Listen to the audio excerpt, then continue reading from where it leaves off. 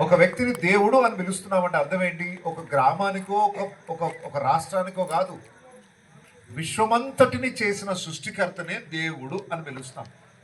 ఇది ఎన్నోసార్లు నేను ఎన్నో ప్రాంతాల్లో చెప్పినా ఇంకా ప్రజలకు అర్థం కావట్లేదు. ఇప్పుడు నేను సర్పంచ్ అన్నాను అనుకోండి. సర్పంచ్ అంటే ఎన్ని రాష్ట్రాలకు అధికారి? ఏం సార్ చదువుకున్నారా లేదా? సర్పంచ్ అంటే ఏంటి? ఒక గ్రామ పంచాయతీకి అధికారి. ముఖ్యమంత్రి అంటే ఎన్ని దేశాలకు అధికారి? దేశాలకు కాదు సార్. ముఖ్యమంత్రి అంటే ఒక రాష్ట్రం అంతటికి నాయకుడు. ప్రధానమంత్రి అంటే ఎన్ని ఊర్లకు అధికారి అయినా? ప్రధానమంత్రి అన్నాను అనుకోండి, ఆ పేరుకు అర్థం కాగానే మీరు ప్రధానమంత్రి అంటే ఊరికో ప్రధానమంత్రి ఉంటాడా? ప్రధానమంత్రి అనగానే భారతదేశం అంతటికి ఒక నాయకుడిని ప్రధానమంత్రి అంటారు. అలాగే దేవుడు అన్న పదం ఎప్పుడైతే వచ్చిందో, దేవుడు అనగానే మన మనసులోకి ఏం రావాలి? విశ్వమంతా రావాలి. వింటున్నారా? సర్పంచ్ అనగానే మీకు ఏం గుర్తొచ్చింది? ఒక గ్రామం. ముఖ్యమంత్రి అనగానే ఒక రాష్ట్రం. ప్రధానమంత్రి అనగానే ఒక దేశం. దేవుడు అంటే ఒక ఊరా, ఒక రాష్ట్రమా, ఒక దేశమా, ఒక భూమి మాత్రమేనా? దేవుడు అనగా మన కంటికి కనబడని సృష్టి అంతటిని చేసిన వాడినే దేవుడు అంటాం మనం. అంతేనా?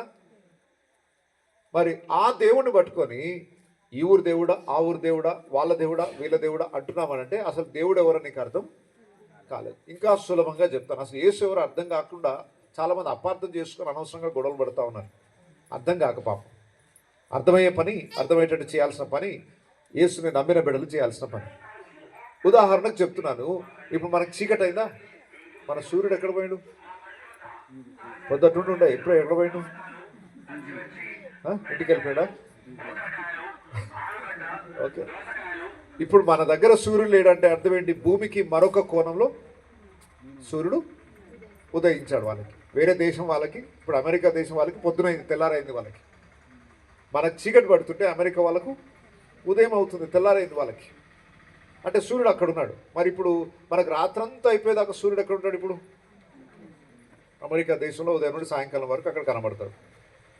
వాళ్ళకి చీకటి అయ్యే సమయానికి సూర్యుడు మన దగ్గర కనబడతాడు. పొద్దునే కనబడతాడు. పొద్దున్నే కనబడిన సూర్యుడే ఈయన అమెరికా సూర్యుడు. మనకెందుకు అందామా? అరే నేను మన నిన్నటిదాకా అమెరికాలో ఉండొచ్చు కదా ఆయన. వద్దా మనకు?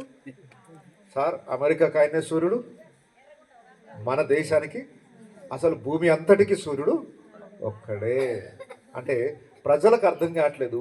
ఈ భూమిని వెలిగించడానికి ఎలాగైతే ఒకే సూర్యుడు ఉన్నాడో, మన అందరి జీవితాలని, భూమి మీద ఉన్న ప్రతి మానవుని జీవితాన్ని వెలిగించడానికి ఒకే ఒక దేవుడు ఉన్నాడు. ఆ ఒక్క దేవునే సృష్టికర్త అని పిలుస్తాము. ఆయననే యేసు అని పేరు పెట్టబడింది. వింటున్నారా? సృష్టికర్తకు పెట్టబడిన పేరేంటి? యేసు. యేసు అన్న పేరు ఆయన భూమి మీదకి వచ్చినప్పుడు పెట్టబడిన పేరు. ఎందుకు ఆ పేరు పెట్టబడిందో తెలుసా? ఆయన ప్రజలను వారి పాపముల నుండి రక్షించేవాడు గనుక రక్షకుడు అనే అర్థాన్ని ఇచ్చే పేరు అన్నమాట. యేసు అనగా అర్థం ఏంటి? రక్షకుడు అని అర్థం. దేని నుండి రక్షిస్తాడు ఆయన? మన పాపముల నుండి మనలను రక్షించువాడు. అందుకొరకు ఆయనకి యేసు అన్న నామం పెట్టబడింది అన్నమాట. ఈ పేరు మనుషులు పెట్టింది కాదు, సాక్షాత్తు దేవుడే ఆ పేరుతో ఈ భూమి మీద పిలువబడడానికి ఇష్టపడ్డాడు. సరే, ఇప్పుడు యేసు ఎవరో అర్థమైంది కదా. యేసు అంటే ఒకటి అమెరికానికైనా కాదు. అలా అనుకుంటున్నారు. అలా అనుకుంటున్న వారికి కొంచెం కూడా జ్ఞానం లేదు. యేసు అనగా విశ్వమంతటికి సృష్టికర్త. ఆయన అందరికీ దేవుడు. బైబిల్లో రాయబడిన మాట, యేసు క్రీస్తు కొందరికే ప్రభు అనుందా? అందరికీ. అంటే దాంట్లో కుల, మత, దేశ, ప్రాంత భేదాలు ఏమీ లేవు. ఈరోజు యేసు అనగానే ఒక కులానికి చెందినవాడు, ఒక మతానికి చెందినవాడు, ఈయన క్రైస్తవుల దేవుడు, ఈయన పలానా కులాల దేవుడు అనుకుంటున్నారు. బైబిల్ ప్రకారము ఎలాంటి కులాలు లేవు. భూమి మీద ఉన్న ప్రతి మానవుడు ఒక్క తల్లిదండ్రుల నుండే వచ్చిన వాళ్ళు. అమెరికా వాడైనా, చైనా వాడైనా, రష్యా వాడైనా, మీ భూమి మీద ఉన్న ప్రజలందరూ కూడా ఒక్క దంపతుల నుండి వచ్చిన వారే. బైబిల్ చెప్పిన సమాధానం. అసలు మానవుడిని దేవుడు సృష్టించి, ఒక పురుషుని ఒక స్త్రీని దేవుడు సృష్టించి వారి ద్వారా భూమి మీద ఉన్న ప్రజలందరూ ఉద్భవింపజేశాడు. అంతేగాని ఒక్కొక్క ఊర్లో ఉన్న ఒక్కొక్క మనిషిని ఒక్కొక్క దేవుడు చేయలేదు. ఒక్క దేవుడే ఒక్క ఆ మానవుని, ఒక పురుషుని, ఒక స్త్రీని ఆయన సృష్టించగా వారి నుండి వచ్చిన ప్రజలే మనం అందరం. అంతేనా? అంతేగాని చైనా వాడిని వేరే దేవుడు, మన మన మన మన ఊరిని వేరే దేవుడు చేశాడా? నో. అలా అనుకుంటే అన్ని ఊర్లు కొట్లాడుకోవాల్సిందే. ఓకే, సరే, అందరు ఒక్కొక్క ఊరిని ఒక్కొక్క దేవుడు చేసాం అనుకో. ఇంతకు సూర్యుడు ఏ దేవుడు చేశాడు మరి? ఏ కులం దేవుడు చేశాడు? ఒకసారి ఆలోచన చేద్దాం. కులానికి ఒక దేవుడు అనుకుంటే మరి సూర్యుని చేసిన దేవుడు ఎవరు? ఏ కులం దేవుడు? ఏ మతం దేవుడు? అర్థం కాని ప్రశ్నలు ఇవన్నీ. మనిషి వివాదాలకి కారణమవుతున్నాయి ఈ ప్రశ్నలు. అయితే దీనికి చదువేం అక్కర్లేదమ్మా. కొంచెం ఇంగిత జ్ఞానం ఉంటే చాలు. అంటే కొంచెం ఆలోచన శక్తి ఉంటే, విచక్షణ శక్తి ఉంటే చాలు. కరెక్టే కదా? ఒక్క సూర్యుడు ఉన్నాడు, ప్రపంచం అంతటికి, భూమి అంతటికి ఒకడే వెలుగిస్తున్నాడు కదా. ఒక్క సూర్యుడు భూమి అంతటికి సరిపోతున్నాడు కదా. ఒక్క దేవుడు విశ్వం అంతటికి ఉన్నాడు. ఆయన కుల, మత, దేశ, ప్రాంతాల ఏ భేదం లేకుండా మానవులందరినీ ఉద్భవించిన వాడు, మానవులందరినీ రక్షించగలిగిన సమర్థుడు ఒక దేవుడు ఉన్నాడు. ఆ దేవుని నమ్మడమే క్రైస్తవ్యం చెప్పే బోధ. ఇది ప్రజలకు ఇష్టం లేదు. ఎందుకు ఇష్టం లేదు? యేసు ప్రభుని అంటే ప్రజలు ఎందుకు ద్వేషిస్తున్నారు అనేది కొన్ని కారణాలు చెప్తారు. యేసు ప్రభు అసలు ఈ భూమి మీదకి ఎందుకు రావాల్సి వచ్చింది? యేసును గురించి ఈరోజు మనం ఎందుకు పండుగ చేసుకుంటున్నాం? యేసు జననాన్ని ఎందుకు జ్ఞాపకం చేసుకున్నాం? అసలు అంత గొప్ప సృష్టికర్త, ఆకాశ మహాకాశములు పట్టజాలని గొప్ప దేవుడు భూమి మీదికి మానవుడుగా, రక్తమాంసములు గలవాడిగా ఒక భూమి మీదకి ఆయన రావడం అంత సామాన్యమైన విషయం కాదండి. ఉదాహరణకు చెప్తున్నాను, ఇంతలా మనిషి ఒక చీమంత సైజులోకి రాగలడా? ఇంత పెద్ద మనిషి ఒక చీమంత స్థాయికి దిగిరావడం అది అసంభవం. అలాంటిది ఆకాశం మహాకాశంలో పట్టజాలని గొప్ప దేవుడు ఈ భూమి మీదికి, ఒక చిన్న సూక్ష్మమైన ఈ భూమండలం మీదికి, ఒక తల్లి గర్భమున ఒక పిండములాగా ఈ లోకానికి రావడానికి ఎందుకు ఇష్టపడ్డాడు? ఎందుకు రావాల్సి వచ్చింది అసలు ఆయన అనే విషయాన్ని ఈ రాత్రి మనం తెలుసుకోవాలి. ఎందుకు రావాల్సి వచ్చింది అంటే నేను చాలా సింపుల్గా మీకు అర్థమయ్యే భాషలోనే చెప్తాను. ఒకటి, మానవుడు దేవుని నుండి దూరం అయ్యాడు. దూరమైన మానవుణ్ణి మరలా తిరిగి దేవునితో దగ్గరికి సమాధానం చేయడానికి యేసుప్రభు వచ్చాడు. ఓకేనా? మొదటి కారణం ఏంటి చెప్పండి? దేవుని నుండి దూరమైన మానవుణ్ణి మరలా దేవునికి దగ్గరగా చేరడానికి. ఇంతకు దేవుని నుండి మానవుడు ఎందుకు దూరం అయ్యాడు? బైబిల్ చాలా అద్భుతమైన సమాధానాన్ని ఇస్తుంది. మొట్టమొదటిగా దేవుడు ఒక పురుషుని, ఒక స్త్రీని సృష్టించాడు. వారి పేరు ఆదాము, హవ్వ. దేవుడు వారిని సృష్టించినప్పుడు ఏ సమస్య లేదు వారికి. ఇప్పుడు మనుషులకున్న బాధలు ఏవీ లేవు వారికి. మీరు ఎప్పుడైనా ఊహించారా? అసలు ఈ మనుషులకు ఈ బాధలు లేకుండా ఉంటే ఎంత బాగుండు, ఈ రోగాలు లేకుండా ఉంటే బాగుండు, ఈ చావులు లేకుండా ఉంటే బాగుండు, ఈ కన్నీరు లేకుండా ఉంటే, బాధ వేదన అనేది ఇలాంటి సమస్యలు లేకుండా ఉంటే ఎంత బాగుండు, కుళ్ళు కుతంత్రాలు లేకుండా మనిషి ప్రశాంతంగా గొడవలు లేకుండా ఉంటే ఎంత బాగుండు అని ఎప్పుడైనా అనిపించిందా? అన్నీ ఉంటేనే బాగుందా? ఇవన్నీ లేకపోతే బాగుంటుందా? ఇవన్నీ ఉంటేనే బాగుందా? నా భాష అర్థం కావట్లేదా? రోగాలు, కన్నీరు, రోజు కొట్లాడుకోవడం, తిట్టుకోవడం, తాగి కొట్లాడుకోవడం, చంపుకోవడం, తిట్టుకోవడం, ఇవేనా ఈ మనిషి జీవితం? ఇవన్నీ లేకపోతే బాగుండని ఎప్పుడైనా అనిపించిందా? అనిపించదా? అలవాటు పడిపోయినాం అంతే. దేవుడు మానవుని సృష్టించినప్పుడు ఇలాంటి సమస్యలు ఏమీ లేవు. దేవుడు మానవుని చాలా పరిశుద్ధంగా తన పోలిక చొప్పున దేవుడు మానవుని చేశాడు. అయితే దేవుడు వారి కొరకు ఒక అద్భుతమైన తోటని ఏర్పాటు చేశాడు. దానికి ఏదేను అనే ఒక తోట పేరు పెట్టాడు. ఆ తోటలో వీరిద్దరి నుంచి మీరు ఫలించి అభివృద్ధి నొంది భూమిని విస్తరించండి, హ్యాపీగా బ్రతకండి, ఈ భూమిని మీరు ఏలండి, ఈ భూమికి మీరే రాజు, నువ్వే రాని అని మానవులను ఈ ఈ భూమండలం అంతటి మీద దేవుడు రాజుగా రానిగా నియమించాడు, అధికారిగా నియమించాడు. ఇక ఈ భూమిని మీకు ఇస్తున్నాను, మీరు ఆనందించండి అని దేవుడు మానవునికి అప్పగిస్తే, అలా అప్పగించి ప్రతిరోజు దేవుడు మనుషుల దగ్గరకు వచ్చి మాట్లాడుతూ ఉండేవాడట. దేవునికి మనుషులకు ఎలాంటి సంబంధం ఉండేది ఆ రోజుల్లో? ఒక స్నేహితుడు మాట్లాడుకుంటున్నట్టు వచ్చి దేవుడు మనుషులతో మాట్లాడేవాడట. ఎంత గొప్ప భాగ్యం! ఈరోజు దేవుని చూడాలని ఎంతమందికి ఆశ, దేవుని స్వరాన్ని వినాలని ఎంతమందికి ఆశ. ఏడ కనబడతాడు సార్? ఏ కొండ లెక్కుతో కనబడతాడు సార్? ఎన్ని మైళ్ళ దూరం చొప్పులు లేకుండా నడుస్తూ కనబడతాడు సార్ అంటే ఇక్కడ కనబడడు. మానవుడికి దేవుడు ఎప్పుడో దూరం అయిపోయాడు. ఎందుకు దూరం అయ్యాడో కారణం చెప్తున్నాను. ఒకప్పుడు దేవుడు మనిషికి అతి సమీపముగా ఉండేవాడు. ఆ ఆదాము దగ్గరకు వచ్చి దేవుడు మాట్లాడుతూ ఉండేవాడు. అయితే ఒకరోజు ఏం జరిగిందంటే, ఆ తోటలోని ఒక చెట్టు పండును వారు తినకూడదు అని దేవుడు ఆజ్ఞాపించాడు, వారిని పరీక్షించడానికి. దేవుని మాట వింటారా, వినరా? దేవుడు వారికి ఒక పరీక్ష పెట్టాడు. ఈ తోటలోని ఒక్క చెట్టు ఫలమును మాత్రం మీరు తినకూడదు, అది తిను దినమున నిశ్చయముగా చచ్చదు. ఈ పండు తినారా అయిపోయింది. ఆజ్ఞ అతిక్రమమే పాపం. పాపం అంటే ఏంటి చెప్పండి? దేవుడు చేయొద్దు అన్న పని చేయడమే పాపం. దేవుడు చెయ్యమన్న పని చేయకపోవడం పాపం. చేయమనే పని చేయకపోతే, చేయకూడదన్న పని చేస్తే అది పాపంగా ఎంచబడుతుంది. సో దేవుడు చేయకూడదన్న పనిని ఈ ఆదాము అవ్వ ఏం చేశారట? వద్దన్న పని చేస్తున్నారు. ఇప్పుడు పిల్లలకు మీరు చెప్పండి, ఏది వద్దంటారో అదే చేస్తారు వాడు. ఎందుకు? ఆ ఆదాము అవ్వలకే పుట్టాం కదా మనందరం. ఆ చెడు స్వభావం మనందరి లోపలికి వచ్చేసింది. అర్థమవుతున్నామా? ఆదాము అవ్వ పాపము చేశారు కాబట్టి వాళ్ళ లోపలికి పాపము స్వభావం వచ్చేసింది.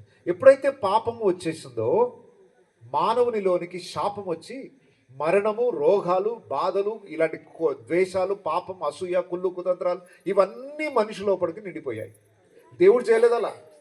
మరణమును కూడా దేవుడు అనుమతినివ్వలేదు. మొట్టమొదటిగా మానవుని చేసినప్పుడు అసలు మరణం లేకుండా ఉండేటట్టు దేవుడు చేశాడు. ఈ రోజు వరకు ఆదాము అవ్వ పాపం చేయకపోతే మనలతో పాటు బ్రతికే ఉండేవాళ్ళు. రోగాలు ఉండేవి కాదు, వృద్ధాప్యం ఉండేది కాదు. 25 ఏళ్ల వయసులో ఉన్న వాళ్ళు ఎవరు ఎట్లా ఉంటారో 1000 ఏళ్ళు బ్రతికినా అలాగే ఉండేవాళ్ళు పాపం లేకపోతే. కానీ పాపం ప్రవేశించడం ద్వారా ఏం జరిగిందట? మానవుని ఆయుష్ కాలానికి ఒక ముగింపు వచ్చేసింది. ప్రతి వస్తువు దాన్ని తయారు చేసిన రోజు, అది పాడైపోయే రోజు రాస్తారు, డేట్ రాస్తారు. ఒక పదార్థం ఏదైనా తిను పదార్థం కొన్నారనుకోండి, దాని మీద మ్యానుఫ్యాక్చర్ డేటు, ఎక్స్పైరీ డేట్. అంటే ఒక మందులు కొన్నారనుకోండి, అది తయారు చేసిన రోజు, ఇది ఎప్పుడు పాడైపోతుందో దాని పాడైపోయే తేదీ కూడా రాస్తారు. అట్లా మనిషికి కూడా ఒక పాడైపోయే డేట్ పడ్డది. ఇంతకు మునుపు అలాంటి డేట్ లేదు. ఎంత గొప్ప భాగ్యం! మనిషి యుగ యుగలు బ్రతికే అవకాశం ఉండేది. కానీ ఏ రోజైతే పాపం వచ్చిందో, చేయకూడదు అన్న పని మానవుడు చేశాడో, వారి జీవితానికి ఒక ముగింపు, మరణం అనేది ప్రవేశించింది. మనిషి ఇక కొంతకాలం ఉండి మన్నైనది మునుపటి వల్ల తిరిగి మన్నైపోవాల్సి వచ్చింది. మరణం ఎప్పుడైతే వచ్చిందో, పాపం ఎప్పుడైతే వచ్చిందో, ఇక మనిషి లోపల మంచితనం అనేది కోల్పోయాడు. మొత్తం మనిషి పూర్తిగా చెడిపోయిన స్థాయికి వెళ్ళిపోయాడు. ఈ మొట్టమొదటి మానవులు చేసిన ఆ పాపం యొక్క స్వభావమే వారి పిల్లలకు అందరికి మనందరికీ వచ్చేసింది. అంతేనా? తల్లిదండ్రుల యొక్క స్వభావాలు పిల్లలకు వస్తాయా రావా? కొంతమంది తండ్రులు వాళ్ళు ఎప్పుడో వచ్చినప్పుడు చేసిన పనులు ఇప్పుడు వాళ్ళ పిల్లలు కూడా అదే చేస్తుంటారు. అంటే మొన్న ఒక తల్లి అంటుంది, వాళ్ళ మనవడిని చూసి అంటుంది, వాడు మనవడిని చూడగానే ఎవరే మీ డాడీ కూడా ఇలాగే చేసేవాడు రా, మీ డాడీ చిన్న ఉన్నప్పుడు ఇలాగే చేసేవాడు. ఏంటి అని అంటే చిన్నప్పుడే 4000 నోట్లో పెట్టుకునేవాడు. ఇప్పుడు వాళ్ళ కొడుకు ఏం చేస్తున్నాడు? ఇది ఎవరి స్వభావం? వాళ్ళ డాడీ, తండ్రి స్వభావం. అంటే ఇవే వస్తాయా, ఇంకా అన్నీ వస్తాయా?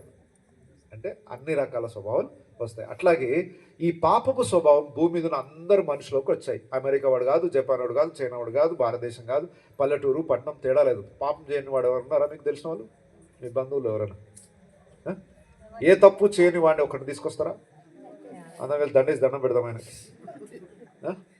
ఇప్పటివరకు ఏ అబద్ధం చెప్పలేదు, ఇప్పటివరకు అసూయ, కుళ్ళు, కుతంత్రం లేదు, చెడు అన్న ఆలోచనే మనిషికి రాలేదు. అలాంటి వాడు ఎవరైనా ఉంటే తీసుకురండి, ఈరోజు దండేసి అందరం కలిసి ఆయన మొక్కుదాం. ఉన్నారా భూమి మీద ఎవరైనా? లేరు, ఒక్కడు కూడా లేడు. ఒకవేళ ఎవరైనా వచ్చి నేను ఏం తప్పు చేయలేదంటే అందరికంటే పెద్ద పాపే అండి. అంతే కదా? ఇంతమంది ముందు అబద్ధం చెప్తున్నట్టు. మనిషి వాళ్ళ మనస్సాక్షికి తెలుసు, ఈ భూమి మీద తప్పు చేయని వాడు ఒకడు కూడా. ఎందుకు తప్పు చేయకుండా ఉండలేకపోతున్నాడు మనిషి? ఎప్పుడైనా ఆలోచించారా? ఒక చిన్న తప్పు కూడా చేయకుండా ఎందుకు బ్రతకలేకపోతున్నాడు మనిషి? మీరైనా ఆలోచించడం. ఒక చిన్న అబద్ధం చెప్పకుండా ట్రై చేయడం 6 రోజులు ఎందుకు ఉండలేకపోతున్నాడు? మన స్వభావమే చెడిపోయింది. వింటున్నారా? అయితే ఎప్పుడైతే పాపం లోపలికి వచ్చిందో మనుషులందరూ చెడిపోయి రోగాలు, భయంకరమైన సమస్యలు, కన్నీరు, ద్వేషము, చంపుకోవడం ఇవన్నీ ప్రారంభమైపోయాయి. పాపం ఎప్పుడైతే ప్రవేశించిందో దేవుడేమో పరిశుద్ధుడు, మనిషి ఏమో పాప అయిపోయాడు. ఇప్పుడు దేవునికి మానవుని మధ్య ఏమో ఏర్పడింది? దూరం. దేవుడు మానవుని బయటికి పంపేయాల్సి వచ్చింది, ఆ తోట నుండి బయటికి వెలివేయాల్సి వచ్చింది. ఎందుకో తెలుసా? ఆయన పరిశుద్ధుడు, పాపి ఆయనతో కలిసి జీవించలేడు. ఆయన కోటి సూర్యుల కన్నా తేజస్సు కలిగిన దేవుడు. ఆయన ముందు చెత్త నిలబడితే కాలిపోతుంది అంతే. ఇప్పుడు మంట ఉంది, మంట దగ్గర ఒక చెత్త కాగితం వచ్చింది అనుకో ఏమైపోతుంది? మనిషి చెత్తలాగా తయారైపోయాడు. మరి ఆ అగ్ని లాంటి దేవుని దగ్గరికి వెళ్తే ఏమవుతుంది? బూడిదైపోతాడు. అందుకొరకు దేవుడు అన్నాడు, మీరు నాతో సంబంధం ఇక మీకు లేదు. మనిషి దేవుని నుండి దూరం అయిపోయిన రోజు బహుభయంకరమైన రోజు. అది చావు కన్నా భయంకరమైన రోజు, దేవుని నుండి దూరం అయిపోవడం. దాన్నే ఆత్మలో చచ్చిపోవడం అంటారు. అంటే మనం శరీరం చనిపోవడం కాదు, మన ఆత్మలో దేవునికి దూరం కావడమే అన్నిటికంటే పెద్ద మరణం. ఇలా మనిషి దేవునికి దూరం అయిపోయాడు. ఈ దూరం అయిపోయిన మానవుడు ఇంకా రోజు రోజుకి చెడిపోతూనే ఉన్నాడు. మీరు ఇక్కడ పెద్ద వయసు ఉన్న వాళ్ళు ఉన్నారు కదా, 20-30 ఏళ్ల క్రితం లేదా ఒక 40 ఏళ్ల క్రితం మీరు చిన్నతనంలో రోజులు బాగున్నాయా, ఈ రోజుల్లో బాగున్నాయా? పెద్దలు చెప్పాలి, ఒక కొంచెం పెద్ద వయసు వాళ్ళు. అమ్మా, ఒక 30 ఏళ్ల క్రితం రోజులు బాగున్నాయా? ప్రేమానురాగాలు ఇప్పుడు బాగున్నాయా? అప్పుడే బాగున్నాయా? ఒక్కనే చెప్తున్నాడు. మరి మిగతా మీ చిన్నప్పుడు మరి అప్పుడే బాగున్నాయి, ఇప్పుడు బాగున్నాయా, అప్పుడు బాగున్నాయా? ఏ సత్యమైతే అదే చెప్పండి. ప్రేమ, మంచితనము, మమకారాలు మీరు చిన్నప్పుడు ఉన్నప్పుడే బాగున్నాయా, ఇప్పుడు బాగున్నాయా? అప్పుడే మంచిగా. ఇంత టెక్నాలజీ పెరిగింది సార్, మంచి బంగ్లాలు వచ్చాయి, కార్లు వచ్చాయి అన్నీ, కానీ ఆ రోజులే బాగున్నాయా, ఈరోజు బాగున్నాయా? ఎన్ని బాగున్నా మంచితనము, కొంచెం ప్రేమ, అనురాగాలు ఎప్పుడు ఉండేవి? అప్పుడే ఉండేవి. మనిషి డబ్బు పెరుగుతుంది, హోదాలు పెరుగుతున్నాయి, అన్నీ పెరుగుతున్నాయి, కానీ ఏం తగ్గిపోతుంది అంటే ఒకప్పుడున్న మంచితనం ఈ రోజున్న మంచితనం ఇంకొక 10 సంవత్సరాల తర్వాత మీరు మిమ్మల్ని అడిగితే చెప్తారు, మా ఊళ్ళో అప్పుడు బాగానే ఉండేది సార్, ఇప్పుడు ఏమైందో, కనీసం పక్కనోడు కూడా బాగున్నామని పలకరించే రోజులు లేవు. అంటే చెడు అనేది పెరుగుతుందా, తగ్గుతూ వస్తుందా? ఇంత చదువులు పెరుగుతున్నాయి, నాగరికత పెరుగుతుంది, టెక్నాలజీ పెరుగుతుంది, అన్నీ పెరుగుతున్నాయి, కానీ మనిషికి పరిశుద్ధత అనేది పెరగట్లేదు. ఏమవుతుంది? రోజు రోజుకి చెడు అలవాట్లు పెరుగుతున్నాయా, తగ్గుతున్నాయా? ఒకప్పుడు ఊళ్ళో ఎవరో ఒకరు తాగుపోతుండేవాడు, ఇప్పుడు ఇంటికి ఒకరిని పట్టుకోవాల్సి వస్తుంది. ఒకడు కాకపోతే ఇప్పుడు ఇల్లు ఇంటి లాదులు, ఇప్పుడు ఆడ మగ పిల్లలు పెద్దలు ఏం తేడా లేదు. అమ్మో, మీరు మంచోళ్ళమ్మా, మా హైదరాబాద్ గురించి చెప్తున్నా.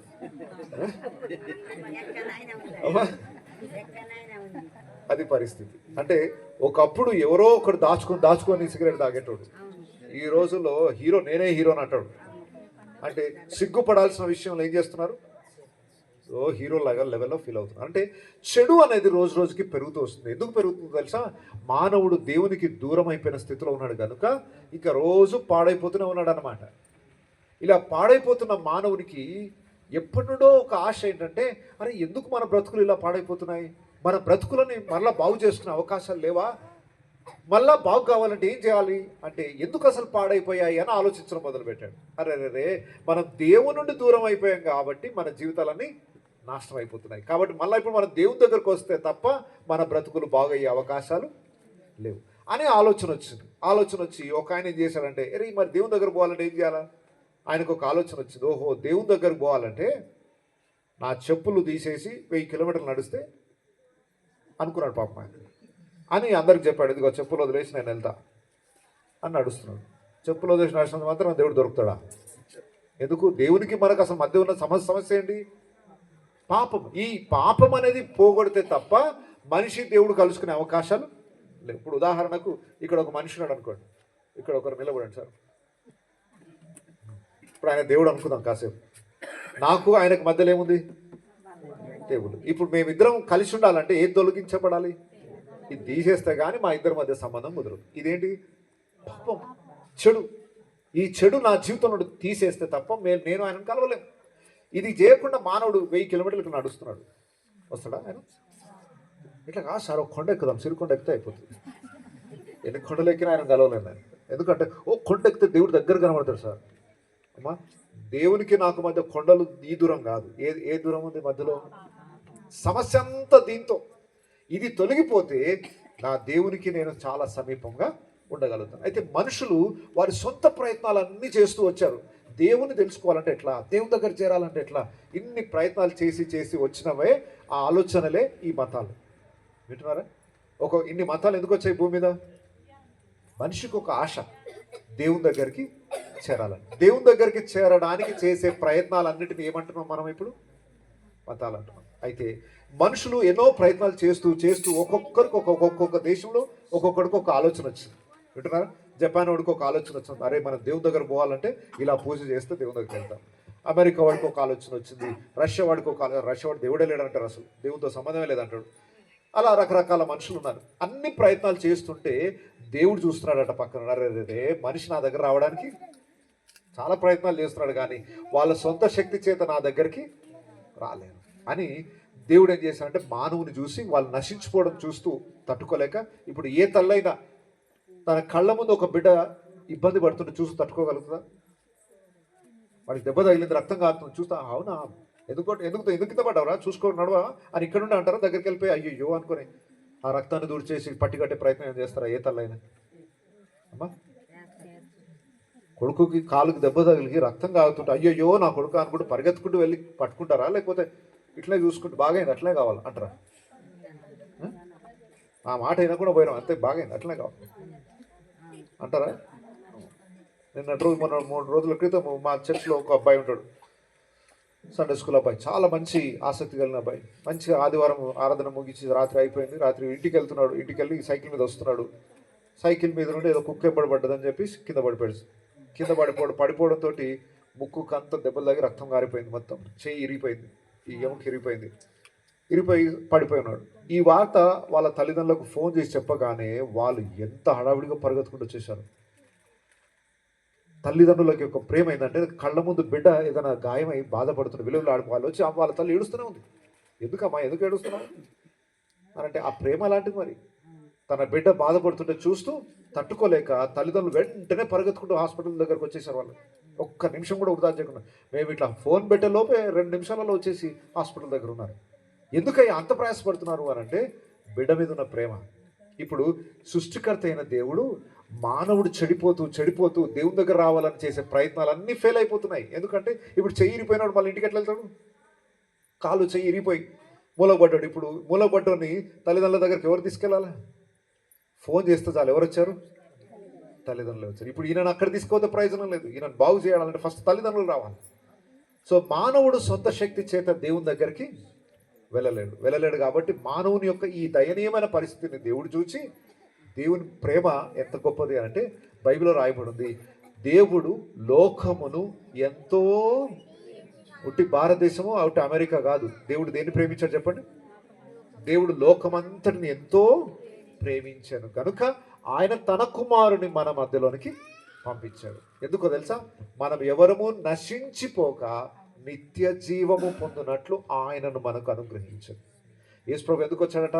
మనం ఇలా నాశనం కావడం ఆయనకి ఇష్టం లేదు, నాశనం కావడం ఇష్టం లేదు కాబట్టి యేసయ్యనే భూమి మీదికి మానవుడిగా వచ్చాడట. ఎందుకు అనంటే మనం అందరం పాపం చేశాం కదా. సమస్య అంత ఏంటి? పాపం. ఈ పాపము వల్ల వచ్చే జీతం ఏంటి? మరణం. అంటే మనం అందరము నిత్య నరకానికి మరణానికి పాలయ్యవలసిన మనలను రక్షించడానికి ఆయన వచ్చాడు. ఆయన ఎందుకు రక్తమాంసంలో పాలుపోయాడో తెలుసా? ఈ మరణం అనే శిక్ష ఆయన మీద వేసుకోవడానికి వచ్చాడు. బైబిల్ రాయబడింది, మనుషులందరి కొరకు ప్రాయశ్చితం చేయడానికి నా ప్రాణం పెట్టడానికి వచ్చాను నేను అంటాడు. చాలా మందికి తెలియక యేసుప్రభుని అపహాస్యం చేస్తారు.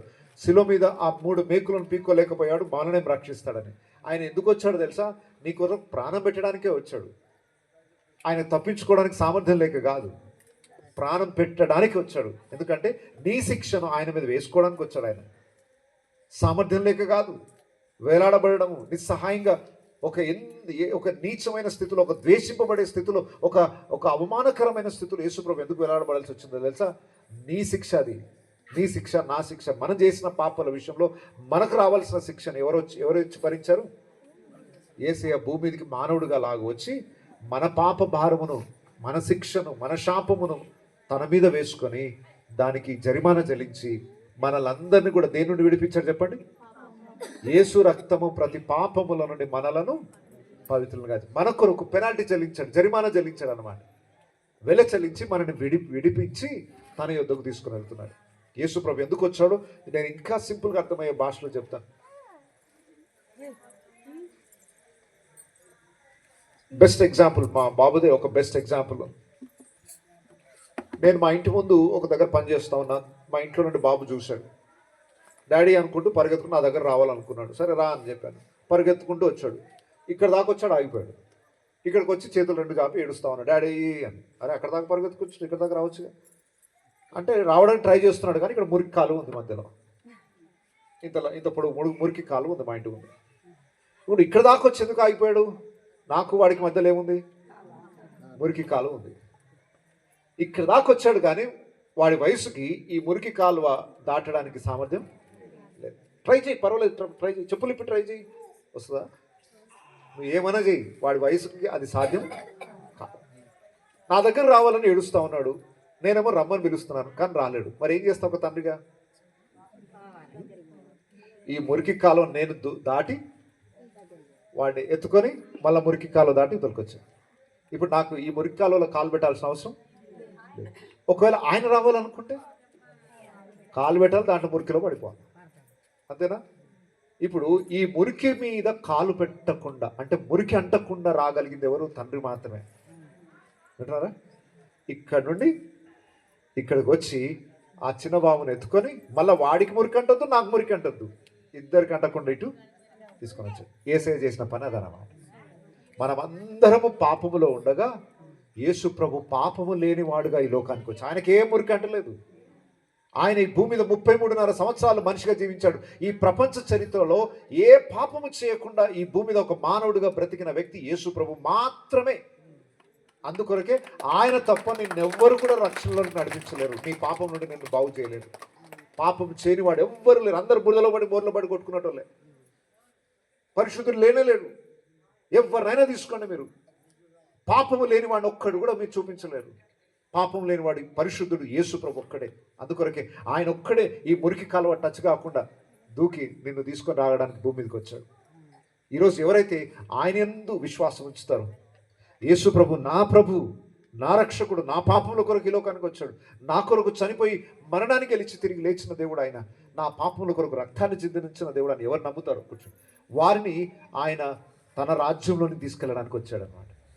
భూమి మీద శాశ్వత కాలం ఉంటామనుకొని ఉంటున్నారా? ఇక్కడ మనం దీన్ని వదిలేసి వెళ్ళిపోవాలి. ఇదంతా ఖాళీ చేయాల్సిందే. మీరు పెద్ద బంగ్లా కట్టుకున్నా, 100 ఎకరాలు సంపాదించినా, మొత్తం తటాబుట్ట సర్దుకొని అన్నీ వదిలేసిపోవాల్సిందే. సర్దుకొని పోవడం కాదు, ఏది తీసుకోకుండా ఖాళీ చేతులతోనే వెళ్ళిపోయి. ఇంతకు ఎక్కడికి వెళ్తాం మనం? దేవుడు మనని ఎక్కడ తీసుకెళ్ళాలనుకుంటున్నాడు? అమ్మా, ఈ భూమికి దానికి కూడా ఎక్స్పైరీ డేట్ ఉంది. వింటున్నారా? ప్రతి వస్తువు పాడైపోయే రోజు ఒకటి ఉంటుందా? ఈ భూమికి కూడా పాడైపోయే రోజు ఉంది. ఈ భూమి మీరు ఎంత మంచి బంగ్లాలు కట్టుకున్నా భూమి కూడా ఒక రోజు లయమైపోతుంది. అయితే ఈ భూమి మీద నుండి దేవుడు మనల్ని ఎక్కడ తీసుకెళ్లాలనుకుంటున్నాడు? ఆయన ఉండు చోటికి తీసుకెళ్లాలనుకుంటున్నాడు. మనంతటా మనము ఆయన ఉండి చోటికి రాలేము కనుక ఆయన మన దగ్గరకు వచ్చి మన పాపముల కొరకు మరణించి రక్తాన్ని ప్రోక్షించి మనల్ని పవిత్రులుగా చేసి ఆయన ఉండు చోటికి మనల్ని తీసుకెళ్తున్నాడు. అందుకొరకే క్రిస్మస్ని సెలబ్రేట్ చేసుకుంటున్నాం. వింటున్నారా? మనుషులకు అతిపెద్ద సమస్య ఏంటి చెప్పండి? పాపం. ఈ పాపము యేసు దగ్గరికి వచ్చిన వారి జీవితంలో కడగబడి వారు పవిత్రులుగా చేయబడతారు. బైబిల్ రాయబడింది, యేసు రక్తము ప్రతి పాపముల నుండి మనలను పవిత్రులుగా చేస్తుంది. ఎందుకయ్యా యేసు ప్రభువుని ఎందుకు నమ్ముకోవాలి? మాకు లోకంలో ఎంతో మంది ఉన్నారు. యేసు ఎందుకు నమ్ముకోవాలంటే యేసు ఒక్కడే పరిశుద్ధుడు, ఆయన ఒక్కడే నిన్ను పరిశుద్ధపరచగలడు, ఇంకెవరు చేయలేరు. అంతే. మీరు నమ్మినా నమ్మకపోయినా. మళ్ళా చెప్తున్నాను, ఎందుకు యేసుని నమ్ముకోవాలి నేను అంటే ఆయన ఒక్కడే పరిశుద్ధుడు, ఆయన ఒక్కడే సృష్టికర్త, ఆయన ఒక్కడే నన్ను పరిశుద్ధపరచగలిగిన దేవుడు. అంతే కదా? ఆయన్నే పాప అయితే నన్ను బాగు చేయలేడు కదా. ఆయనే మూరలో కొట్టుకునేవాడైతే నన్ను మూరలో నుండి దాటించలేడు కదా. యేసు ప్రభు పరిశుద్ధుడు కనుక ఆయనందు విశ్వాసం ఉంచిన వారందరూ ఎలా జీవించడానికి ఇష్టపడతారు? పరిశుద్ధంగా బ్రతకడానికి ఇష్టపడతారు. యేసులో ప్రేమ ఉంది, యేసులో పరిశుద్ధత ఉంది. బాగా గుర్తుపెట్టుకోండి. యేసులో ఏముంది చెప్పండి? తల్లి కన్నా తండ్రి కన్నా గొప్ప ప్రేమ యేసు ప్రేమ.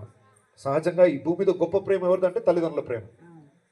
తల్లి ప్రేమకు మించింది మరొకటి లేదు. మనుషులు ఇంకా ఒక తల్లి చూపించినంతగా ఇంకా ఈ లోకంలో ఏ మనిషి మనకు ప్రేమ చూపించదు. తల్లిదండ్రుల కన్నా గొప్ప ప్రేమ ఎవరిది? తల్లిదండ్రులు సృష్టించిన దేవుడు. మరి సృష్టించిన ఆయనకి ఇంకెంత ప్రేమ ఉండాలి? తల్లికే అంత ప్రేమ ఉంటే, కన్న తల్లికే అంత ప్రేమ ఉంటే, ప్రపంచమంతటిని కన్న ఆ దేవునికి ప్రేమ ఎంత గొప్పది. కాబట్టి దేవుని యొక్క ప్రేమను ఫస్ట్ తెలుసుకున్నవాడు వాళ్ళ లోపల దేవుని ప్రేమ పనిచేయడం మొదలు పెడుతుంది. వింటున్నారా? యేసు ప్రభుని ఎవరైతే నమ్ముకుంటారో వాళ్ళ లోపల ఏం పని స్టార్ట్ అయితే చెప్పండి? మనుషులను ప్రేమించడం అనేది నేర్చుకుంటారు, ద్వేషించడం పక్కన పెడతారు. యేసును నమ్ముకున్నాడా లేదా గుర్తేంటి చెప్పండి? మెడలో ఒక సిలువ వేసుకుంటే నమ్ముకున్నట్ట కాదు. యేసు ప్రభు నువ్వు నమ్ముకున్నావనడానికి ఒక మొట్టమొదటి గుర్తేంటో చెప్పండి? యేసయ్య యొక్క ప్రేమ నీ లోపల పని చేయడం మొదలు పెడతారు. వింటున్నారమ్మా? మీరు ఇక్కడ ఉన్న వాళ్ళు యేసు ప్రభు నమ్ముకున్నారా లేదా నాకు తెలియాలి. ఎట్లా తెలుస్తుంది అమ్మా? మీ లోపల ఏం కనపడాలా? యేసయ్య ప్రేమ కనపడాలి. యేసయ్య భూమి మీద ఏ మనిషి నశించుకోవడం ఇష్టం లేదు, అందరినీ బాగు చేయడానికి వచ్చాడు ఆయన. ఇప్పుడు నీ మనసులో ఇప్పుడు ఏం ఆలోచన వస్తుంది తెలుసా? అరే నేను ఇతరులకు ఏం మేలు చేయాలి, ఇతరుల కోసం నేను ఏదైనా మంచి చేయగలుగుతాను, అరే పాపం వాళ్ళు బాధపడుతున్నారు వాళ్ళకి నేను ఏమైనా చేయగలుగుతాను. ప్రేమ అనేది ఎప్పుడు ఎదుటివానికి ఏదైనా చేసేటట్టు ప్రేరేపిస్తుంది. ఈరోజు మనుషుల ప్రేమ ఉందా? లేదు. మరి మనుషుల ప్రేమ రావాలంటే ఎవరు నింపాలి ఆ ప్రేమ? ఎవరు యేసయ్యకి హృదయంలో చోటిస్తారో వాళ్ళ లోపల ఏం పని స్టార్ట్ అవుతుంది చెప్పండి? ప్రేమ స్టార్ట్ అవుతుంది. ఇప్పుడు ఈ మనుషుల సమాజం కొంతైనా బాగుపడాలంటే మనిషి లోపలికి ఎవరు రావాలి? యేసయ్య రావాలి. యేసయ్య రావాలంటే బలవంతంగా రాడు ఆయన. ఎవరు హృదయంలోనికి ఆయనకు ఆహ్వానిస్తారో వారిలోనికి ఆయన వస్తాడు. ఎవరి హృదయంలోనికి యేసుప్రభు వస్తాడు. ఒక గుర్తు ఏంటంటే వాళ్ళు ప్రేమ అనేది వారి జీవితంలో స్వాభావికంగా కనబడుతుంది. ఇప్పుడు మిమ్మల్ని మీరు ప్రశ్నించుకోండి, యేసయ్య ఉన్నాడా లేదా అసలు మీ హృదయాలలో? ఉంటే ఏముండాలి మీ లోపల? నాకు చాలా ప్రేమ ఎక్కువ అని చెప్తే సరిపోతుందా? ప్రేమ క్రియల రూపకంగా చూపించాలా? ఎప్పుడైనా మిమ్మల్ని చూసి వీళ్ళు చాలా ప్రేమ గల అని ఎవరైనా అన్నారా మిమ్మల్ని గురించి? సార్ మంచి ప్రేమ గలవాడు అని మీ బంధువులు, స్నేహితులు, మీరు పూర్వం ఎప్పుడైనా అన్నారా? అమ్మో రాక్షసులు సార్ వాళ్ళు. ఇప్పుడు నుండి ఆ సాక్ష్యం ఉండదు మనకి. మనం రాక్షసులం అనే సాక్ష్యం రాదు. ఇప్పుడు నీ లోపల యేసయ్య చోటిస్తే తెలవకుండానే నువ్వు ఇతరులకు ప్రేమ చూపించడం మొదలు పెడతావు. ఇక కొట్లాటలు చేయవు, బూతులు మాట్లాడవు, పాపానికి చోటునివ్వవు. యేసు కలిగిన వాడు ప్రేమ కలిగి ఉంటాడు, పరిశుద్ధత కలిగి ఉంటాడు. ఈ రెండు లక్షణాలు యేసు నమ్మిన వారి లోపల కనబడాలి. ఒకవేళ నువ్వు క్రైస్తవుడని చెప్పుకుంటూ ఈ రెండు లక్షణాలు లేవనుకోండి, నిజంగా నీ హృదయంలో యేసయ్య లేడు. ప్రేమ లేనివాడు నా వాడు కాదు అని అనేసి. మీరు నిజంగా దేవుని బిడ్డలైతే మీ లోపల ఏముండాలి చెప్పండి? ప్రేమ ఉండాలి. ద్వేషం, అసూయ, కుళ్ళు, కుతంత్రాలు ఇవన్నీ ఉన్నాయంటే మనం నిజంగా యేసయ్యకి చోటు ఇవ్వలేదని అర్థం. యేసు ప్రభుని కలిగిన వారు పరిశుద్ధత కలిగి ఉంటారని చెప్పాను. పాపాన్ని అసహించుకుంటారు. యేసు నమ్ముకున్న వారు మనుషులందరూ చేస్తున్న చెడు పనులు చేయడానికి ఇష్టపడరు. ఈరోజు సమాజం చెడిపోతుంది, దేవుడు బాగు చేయడానికి వచ్చాడు. ఈరోజు ఎవరైతే హృదయంలో ఆయనకు చోటిస్తారో వారి బ్రతుకులను మార్చే దేవుడు ఆయన. ఎంత ఘోర పాపినైనా క్షమించి కడిగి పవిత్రపరిచి మరలా బురదలో పడకుండా వారిని నిలబెట్టే దేవుడు ఆయన. బైబిల్లో రాయబడింది, తొట్టిల్లకుండా కాపాడుటకు ఆయన శక్తి గల దేవుడు. మనంతటా మనం మన సొంత శక్తి చేత ఈ బురదలో పడకుండా ఉండలేము. మనం ఈ బురదలో నుండి తప్పించబడాలంటే ఎవరు రావాలి? ఆయన చేతులు పట్టుకొని మనం లేవనెత్తితే తప్ప. అయితే మనం ఆ రెండు చేతులు ఆయనకు అప్పగించయ్యా, నా వల్ల కాదు ఇది నీ చేతిలో నా జీవితాన్ని అప్పగిస్తున్నాను, నన్ను పరిశుద్ధపరిచయ్యా, చచ్చేదాకా పరిశుద్ధంగా బ్రతకడానికి కృపనివ్వను ఆయన ఎవరైతే అడుగుతారో వాళ్ళు మాత్రమే పరిశుద్ధంగా బ్రతకగలుగుతారు. రెండు లక్షణాలు గుర్తుపెట్టుకోండి. యేసయ్య నమ్ముకున్న వాళ్ళలో ఇప్పుడు ఏమేమి లక్షణాలు ఉండాలి? ప్రేమ ఉండాలి, పరిశుద్ధత ఉండాలి. ఇప్పుడు మదర్ తెరిసా అంటే ఎంతమంది తెలుసు? మదర్ తెరిసా అనే పేరు విన్నారా? వినలేదా? తెలియదా? ఏమో సార్ మా బంధువులు అయితే ఎవరు లేరంటే. ఓకే, వేరే దేశం కానీ మన భారతదేశంలో కల్కత్తా అనే పట్టణంలో భయంకరంగా రోడ్డు ప్రక్కన అనాథులుగా ఉన్న వారిని, దిక్కులేని వారిని, కుష్టి రోగులను అందరినీ దగ్గర తీసుకొని కొన్ని వేల మందిని ఆమె పెంచి పోషించినారు. కుష్టి వ్యాధిగ్రస్తులను దగ్గర తీసుకొని వారి గాయాలు కడిగి, అనాథ పిల్లలు తీసుకెళ్ళిపోయి చచ్చిపోయే స్థితిలో ఉన్న వారిని, ఫుట్పాత్ మీద పడిపోయిన వాళ్ళని, ఎవ్వరు దిక్కు లేక ఉన్న వాళ్ళని, అనాథలందరినీ తీసుకెళ్ళి ఒక పెద్ద అనాథాశ్రయాన్ని పెట్టి ఎన్నో వేల మంది ప్రజల జీవితాన్ని బాగు చేసినాను. ఎవరు చేయగలుగుతారండి ఈ పని? ఎప్పుడైనా కుష్ఠరోగిని పట్టుకున్నారా మీరు? చూసారా? కుష్ఠరోగులను ఎప్పుడైనా చూసారా? అమ్మా పట్టుకుంటారా? రూపాయి వేసినప్పుడు ఎట్లా వేసారో చూసారా ఎప్పుడైనా? అలాంటి వాళ్ళని దగ్గర తీసుకొని వాళ్ళ చేతులు పట్టుకొని వాళ్ళ గాయాలు చూసి ఈ ప్రేమ ఎక్కడ వస్తుంది చెప్పండి? ఎవరు చేయగలుగుతారు ఈ పని?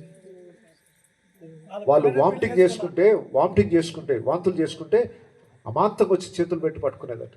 ఈ రోజుల్లో సొంత పిల్లలకే పట్టుకోవట్లేరు ఎవరు. ఎక్కడ వచ్చింది ప్రేమ? ఇది యేసు యొక్క ప్రేమ. ఈరోజు యేసుని ద్వేషించే వాళ్ళు ఉన్నారు, ఒక్కడు చేయడు ఈ పని.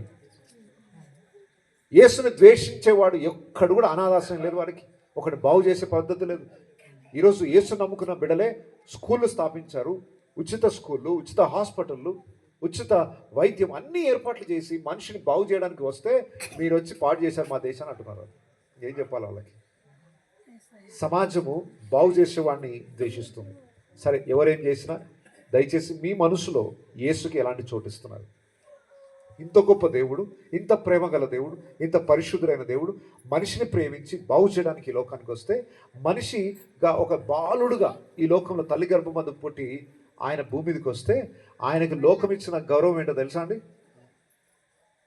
యేసు ప్రభు ఈ భూమి మీదకి వచ్చినప్పుడు, ఒక తల్లి గర్భమందు ఆయన పుట్టినప్పుడు బెత్లెహేం అనే ఊరికి వచ్చారు.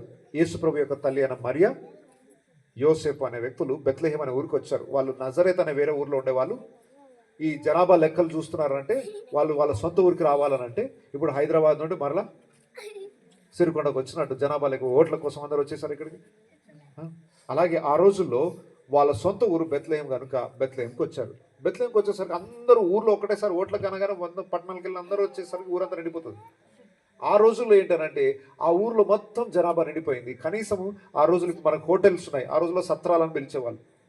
ఎవరైనా దూరం నుండి వచ్చిన వాళ్ళు ఉండడానికి సత్రాలు ఉండేవి. అయితే యేసు ప్రభు జన్మించే సమయానికి సత్రాలలో కూడా ఖాళీ చోటు లేదట. అన్ని ప్రాంతాల నుండి వచ్చి ప్రజలు అక్కడ ఉండిపోయారు. యేసు ప్రభు పుట్టిన తర్వాత ఆయనని పడుకోబెట్టడానికి సత్రములలో స్థలము లేనందున ఎక్కడ పడుకోబెట్టారట ఆయనని? పశువుల తొట్టిలో పరుండబెట్టబడ్డాడు. ఇప్పుడు నేను మిమ్మల్ని అడుగుతున్నామా, ఒక మానవత్వం ఉన్న వాళ్ళు రోడ్డు మీద వెళ్తూ ఒక తల్లి బిడ్డను కన్నది. ఆ బిడ్డను ఎక్కడ పడుకోబెట్టాలో తెలియదు, రోడ్డు మీద ఉంది. మీరైతే ఏం చేస్తారు? మీ ఇంట్లో చుట్టాలు ఉన్నారు, అందరు ఉన్నారు, మీరైతే ఏం చేస్తారు? అయ్యో పాపం అని చెప్పేసి తీసుకొచ్చి బిడ్డను ఇంట్లో పడుకోబెడతారా? అమ్మ అక్కడ చెట్టు కింద పెట్టి పడుకోబెట్టంటారా? ఏమంటారా మీరు? అమ్మ మీరు కూడా కఠినులేనా? ఉన్నట్టుండి ఒక తల్లి బిడ్డను కానీ అప్పుడే పుట్టిన బిడ్డ బయట ఉన్నారు, భయంకరంగా చలి ఉంది, మీరు ఇంట్లో 10 మంది ఉన్నారు, మాకే స్థలం లేదమ్మా మిమ్మల్ని ఉంచాలంటారా? లేకపోతే ఏదైనా మీరు బయటకు వచ్చి వాళ్ళకి స్థలాన్ని ఇస్తారా? ఒకరు నోట్ల నుండి మాట రావట్లేదు చూడు. మీరు ఎవరికేమైతే మాకేం సార్ అంటారా? కొంచెమైనా మానవత్వం ఉన్న వాళ్ళు ఏం చేస్తారు? అర్రే ఇప్పుడే పుట్టిన బిడ్డ, ఆ తల్లి బిడ్డలు ఏదైనా చిన్న గది ఒక చిన్న గది ఖాళీ చేసి వాళ్ళ కోసం ఏర్పాటు చేస్తాం. ఆ రోజులో అట ఎవ్వరు చోటు ఇవ్వలేదట ఆయనకి. ఎక్కడ పడుకోబెట్టారు చెప్పండి? పశువులు ఉండే దగ్గర ఒక తొట్టి చూసుకొని దాంట్లో పడుకోబెట్టాల్సి వచ్చింది. ఇంత గొప్ప సృష్టికర్త మానవులను రక్షించడానికి వస్తే మానవుడు ఎక్కడ చోటిచ్చాడు ఆయనకి? ఎవరి దగ్గర చోట్లేదు, పశువుల తొట్లో పడుకోబెట్టాడు. యేసు ప్రభు పెద్దవాడైన తర్వాత ఆయన పరిచర్య చేస్తున్నప్పుడు ఆయన ఒక మాట అన్నాడు, నక్కలకు బొరియలు ఉన్నాయి, ఆకాశ పక్షులకు గోళ్ళు ఉన్నాయి, మనుష్య కుమారుడు తలవాల్చుకునే చోటు మనుషుడు ఎక్కడ ఆయనకు చోటు ఇవ్వలేదు. ఈరోజు కూడా యేసు ప్రభుకి మనుషుల హృదయాల్లో చోటు ఇవ్వట్లేదు. ఇంత బాగు చేసే దేవుడు వస్తే ఆయనను ద్వేషిస్తున్నారు. మీరు ఎవరినైనా అడగండి, యేసు ప్రభు అంటే కోపం ఉన్న వాళ్ళు వెళ్ళినారు కదా, ఒక కారణం చెప్పమండి, ఒక న్యాయమైన కారణం చెప్పండి. యేసు ప్రభుని ఎందుకు ద్వేషిస్తున్నారు సార్? ఒక కారణం చెప్పమండి. ఏం అన్యాయం చేశాడు ఆయన? యేసు నమ్ముకున్నవాడు లోకానికి ఏం అన్యాయం చేశాడు?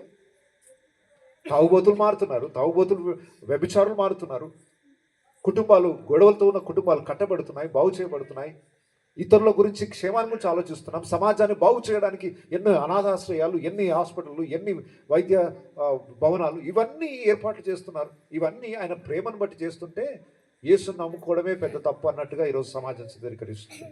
ఒకసారి ద్వేషించే వాళ్ళని ఉంటే అడగండి, ఎందుకు యేసు ప్రభు అంటే ఎందుకు ద్వేషం అంటే? ఈ ద్వేషం సాతానుకు అన్నమాట. ఎవరికి చెప్పండి? మనుషులందరినీ నాశనం చేయాలని వాడు కంకరం కట్టుకుంటే బాగు చేయడానికి యేసు ప్రభు వస్తే ఎందుకు ఒప్పుకుంటాడు సాతాను? బాగు చేయడానికి ఒకరు వచ్చారా, అయితే ఈ బాగు చేసేవాడిని రానియద్దు ఇక్కడికి. మా ఊర్లో యేసు ప్రభుని చెప్పొచ్చు సార్ అని కొన్ని ఊర్లలో రానివ్వట్లేదు. వాళ్ళ కర్మ, మరి ఏం చేస్తాం? ఇప్పుడు ఒక ఊరికి డాక్టర్ వస్తానంటున్నాడు, ఊరికి డాక్టర్ రావడం మంచిదా? అవసరం లేదు. మా ఊర్లో రోగులు అట్లనే చేస్తారు సార్, నీకెందుకు రావద్దు, నువ్వు సూర్యాపేట, నువ్వు హైదరాబాద్ వాడు, ఇక్కడికి ఎందుకు వస్తున్నావు అంటావా? హైదరాబాద్ అయితే ఇంకా అమెరికా డాక్టర్ వచ్చినాడు వద్దంటారా? అమ్మో వైర దేశం నుండి వచ్చిన సార్ డాక్టర్ అనగానే ఇంకా 100 మంది ఉక్కుతారు అక్కడికి. బయట దేశం సంబంధించి అని కావాలి, కానీ ఒక సృష్టికర్త అయిన దేవుడు మానవుడు ఈ లోకానికి వస్తే ఆయన మా ఊరికి రావద్దు అంటున్నాడు. ఎంత అజ్ఞానం అంటే! ఒక డాక్టర్ ఒక వైద్యుడు మన ఊరికి రావద్దు అనుకుంటే ఎవరికి నష్టం? ఊర్లో అందరూ రోగాలు ఉన్నాయి, ఒక వైద్యుడు వచ్చి బాగు చేస్తానంటున్నాడు. ఆహ్వానిస్తారా? తృణీకరిస్తారా? తృణీకరించే వాళ్ళని ఏమనాలి మరి? ఈరోజు సమాజం అదే పరిస్థితి. సరే, ఏదేమైనప్పటికీ ఇక్కడున్న మిమ్మల్ని అందరినీ దేవుడు ఆయన ప్రేమను బట్టి ఇక్కడ నడిపించాడు. ఆయనకు మీ హృదయంలో చోటు ఇవ్వండి. ఎంత చోటు ఇవ్వాలి అనంటే మూలకెక్కడో కాదు, మన హృదయానికి రాజుగా ఆయనకు స్థానాన్ని ఇవ్వాలి. అంతేనా? ఒక కూలివాణిగా ఇస్తారా? ఇదిగో దేవా నాకు అవసరం ఉన్నప్పుడు రావాలను, అవసరం లేని పక్కకి వెళ్ళిపోవాలి. ఇదిగో నేను అడగగానే ఏదైనా ఉంటే కోరికలు ఉంటే తీర్చాలా, లేకపోతే బయటికి వెళ్ళకూడదు. అంతేనా? యేసు ప్రభువును మనకేమైనా కావలివాడా, కూలివాడా? నో.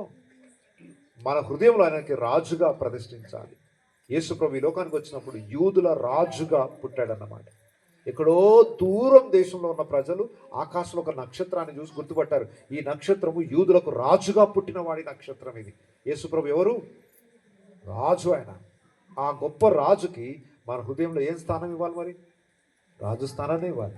యేసుక్రీస్తు అందరికీ ప్రభువు. ప్రభు అంటే రాజు అని అంటారు. ఆయన మన జీవితాన్ని పరిపాలిస్తే మన జీవితాలు బాగుపడతాయి. ఒకవేళ మన జీవితాలు యేసుకు చోటు ఇవ్వకపోతే, వెలుగుకు చోటు ఇవ్వకపోతే ఇంకేం మిగులుతుంది అక్కడ చెప్పండి? ఇప్పుడు వెలుగు వద్దు అనుకున్నాను, లైట్ ఆఫ్ చేసా, ఏముంటుంది లోపల?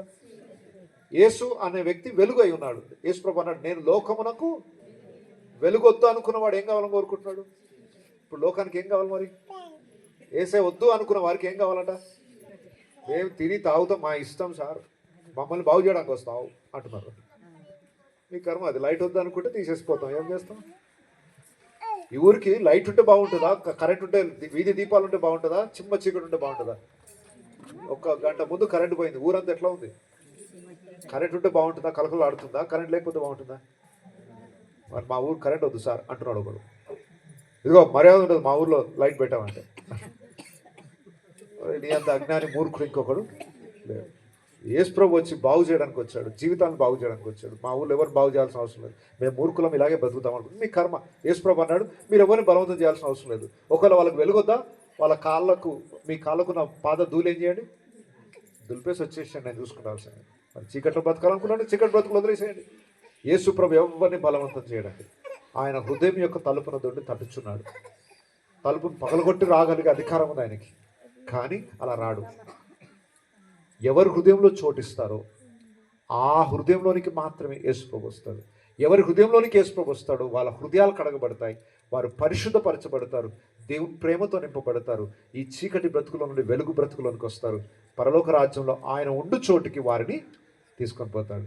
ఈ క్రిస్మస్ ఎందుకు అనంటే, మన జీవితాలలో వెలుగును నింపిన రక్షకుడు పుట్టాడు. మన పాపముల నుండి మనల్ని విడిపించువాడు, నిత్య నాశనం నుండి నరకపాత్రులమైన మనలను పరలోక రాజ్య వారసుగా చేయడానికి యేసుప్రభు వచ్చి మన కోసం ప్రాణం పెట్టి మరణాన్ని గెలిచి 3వ రోజున తిరిగి లేచి మనకు నిత్య జీవాన్ని ఇచ్చిన ఆ సృష్టికర్తని ఈరోజు స్మరణకు తెచ్చుకుంటూ ఆయనకు మన జీవితాలను అర్పించి మన హృదయాలలో ఆయన వెలుగునట్లుగా మన జీవితాలను ఆయన వెలిగించడానికి మన హృదయంలో చోటు ఇవ్వడమే క్రిస్మస్. ఈ రాత్రి ఇక్కడున్న వాళ్ళు ఎంతమంది ఆయనకు హృదయంలో చోటిచ్చారు? చోటిచ్చామని మాటలతో కాదు, క్రియలతో చూపించాలి. ఏసేకి చోటిస్తే ఏముంటుంది మీ లోపల చెప్పండి? చెప్పరా? కొంచెం గట్టిగా చెప్పొచ్చు. ఉందా మరి? ఒకసారి ఆలోచించుకోండి, నీలో ఏసే ప్రేమ ఉందా? పాపాన్ని విడిచిపెట్టావా? ఒకసారి ప్రశ్నించుకో. అందరం తల వంచి కళ్ళు మూసుకుందాం.